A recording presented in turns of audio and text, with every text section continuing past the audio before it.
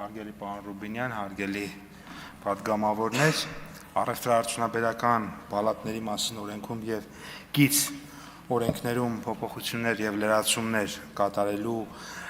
մասին օրենքի նախագիծը միտված է ապրանքների ծագման հավաստագրի տրամադրման եւ փորձաքննության անցկացման կանոնակարգերի նոր մոտեցումների ներդրմանը, մասնավորապես տարանջատվում են ապրանքի ծագման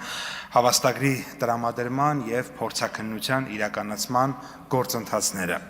Փաթեթի ընդունմամբ ապրանքի ծագման հավաստագրի տրամադրման գործընթացը կիրականացվի պետական մարմնի կողմից, մասնավորապես Հայաստանի Հանրապետության էկոնոմիկայի նախարարության կողմից, իսկ փորձաքննության իրականացումը կպատվիրակենք մասնավոր կազմակերպություններին, ինչը հնարավորություն կստեղծի ապահովել մրցակցային դաշտ ապրանքի ծագման փորձաքննության բնագավառում։ Փաթեթը սահմանվում է փորձաքննություն իրականացնող մարմինների գործունեությունը փաթեթով, սահմանվում է եւ այդ մարմիններում ներգրավված մասնագետներին ներկայացվող պահանջները։ Պետք է նշել, որ ներկայիս օրենքի փոփոխություններով այսօր առևտրաարդյունաբերական պալատների մասին օրենքով նախատեսված է, որ առևտրաարդյունաբերական պալատն է իրականացնում այդ հավաստագրերի տրամադրումը, սակայն փոփոխության արդյունքում, ինչպես արդեն նշեցի, ֆունկցիան